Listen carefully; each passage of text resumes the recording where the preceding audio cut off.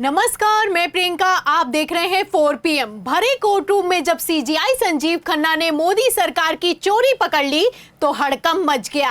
आपको बता दें कि सीजीआई संजीव खन्ना ने डायरेक्ट नायडू से सवाल करके प्रधानमंत्री नरेंद्र मोदी की कुर्सी को ही फंसा दिया है। एक तरफ वक्त पर सुप्रीम कोर्ट ने एक्शन लेते हुए अंतरिम रोक लगाई है, तो वहीं दूसरी तरफ वक्त बिल को पास करने वाले सांसदों के इस्तीफा देने की नौबत आई है। जी हां, चौंकिए मत, सच है। तो क्या नायडू ने मुस्लिम संगठनों से धोखा करके अपने ही पैरों पर कुल्हाड़ी मार ली है?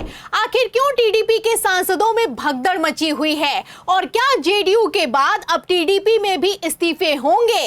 एक एक सवाल का जवाब हम आपको बताएंगे, लेकिन खबर में सबसे पहले सीजीआई संजीव खन्ना ने वक्त पर रोक लगाते हुए कैसे बड़ा खेला कर दिया है, खबर देखिए। खबर आप देखिए भास्कर की। देखिए, इसमें लिखा हुआ है कि वक्फ बोर्ड में गैर मुस्लिम सदस्य पर केंद्र से सवाल। सीजीआई ने पूछा, तिरुपति बोर्ड में गैर हिंदू हैं क्या?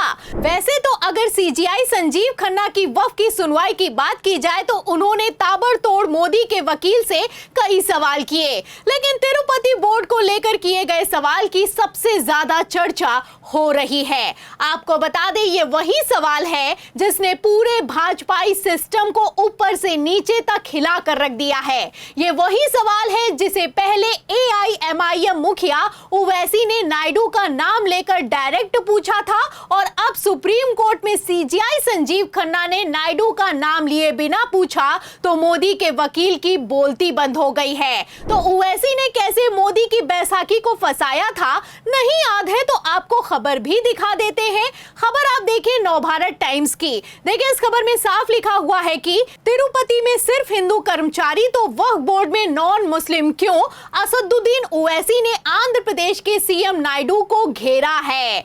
आपको बता दें कि वक्फ बिल के सदन में पेश होने से ठीक पहले नायडू ने मार्च के महीने में आदेश पारित कर दिया था कि तिरुपति बोर्ड में सिर्फ हिंदू कर्मचारी नियुक्त किए जाएंगे, सारे के सारे मुस्लिमों को बाहर होना होगा।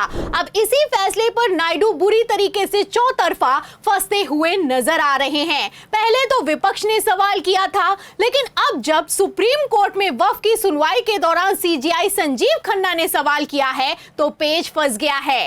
आपको बता दें कि मुस्लिम वोट बैंक नायडू के लिए बेहद जरूरी है।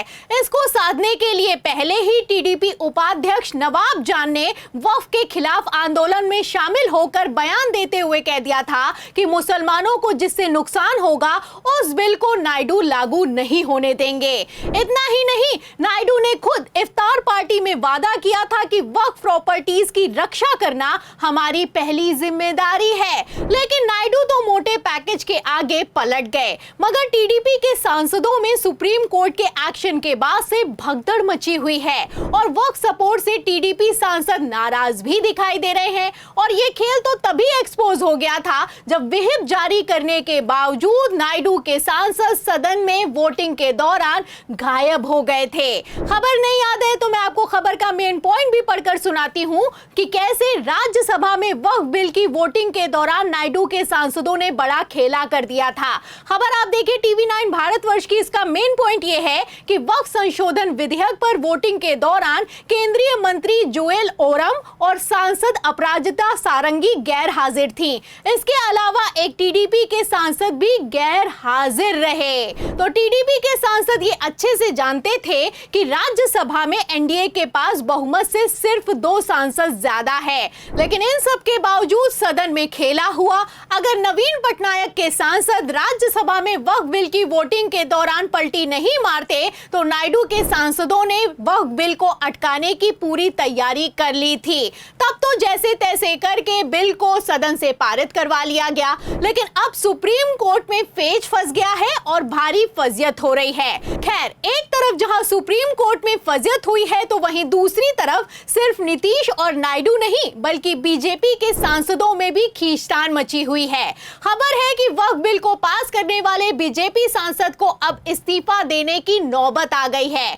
चौंकिए मत, सच है, खबर भी मौजूद है। खबर आप देखिए आज तक की। इसमें लिखा भी हुआ है कि वक्फ कानून में गलती निकली तो इस्तीफा दे दूंगा, बोले जेपीसी अध्यक्ष जगदंबिका पाल। तो जिन भाजपाई सांसद को वक्फ जेपीसी का अध्यक्ष बनाया बनाया गया था, जिन्होंने विपक्ष के विरोध को खारिज करते हुए फर्जी वक्फ बिल को सदन में पेश कर दिया, वहीं जगदंबिका पाल अब बुरी तरीके से अपने बड़बोलेपन के चलते फंस गए हैं। पहले तो कह दिया था कि वक्फ कानून में अगर किसी तरह की कोई गलती निकली तो अपने पद से इस्तीफा दे दूंगा, सांसदी छोड़ दूंगा, और अब जब सुप्रीम कोर्ट ने गलती पर गलती निकाल दी है और सीजीआई संजीव खन्ना ने सवाल किया है कि सैकड़ों साल पुरानी मस्जिदों के कागज कहां से आएंगे, वक्फ बोर्ड में हिंदू भरोगे तो क्या हिंदू बोर्ड में मुस्लिम शामिल होंगे, तो मोदी सरकार के वकील की बोलती बंद हो गई है।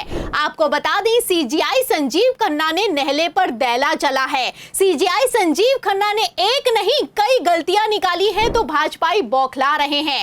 एक तरफ जगदंबिका पाल इस्तीफा दो सोशल मीडिया पर ट्रेंड कर रहा है, तो वहीं दूसरी तरफ भाजपाई सांसद मुंह छुपाने को मजबूर हैं। लेकिन इन लोगों को शर्म है कि आती नहीं। सबको पता है कि भाजपाई सांसद जगदंबिका पाल अपने पद से किसी भी कीमत पर इस्तीफा नहीं देंगे, वक्फ कानून में गलती तक नहीं मानेंगे, भले ही सुप्रीम कोर्ट ने क्यों ना धज्जियां उड़ाकर रख दी हों। खैर, जैसे गुरु हैं वैसे ही चेले हैं। आपको बता दें कि पीएम मोदी ने भी इसी तरीके से नोटबंदी के फैसले को लेकर शेखी बघारी थी। बड़े मन से खड़े होकर कह दिया था कि अगर नोटबंदी में गलती निकली तो जिस चौराहे पर कहोगे उस चौराहे पर हाजिर हो जाऊंगा और जो सजा पब्लिक देगी उसे लेने के लिए तैयार हूं। फिर जब पीएम मोदी की नोटबंदी के फैसले की भी हवा निकल गई तो ना मोदी जी ने नोटबंदी का कभी नाम लिया और ना ही किसी चौराहे पर आए। खैर, मोदी काल में जैसे जुमलेबाज नेता हुए हैं वो कभी इतिहास में नहीं हुए।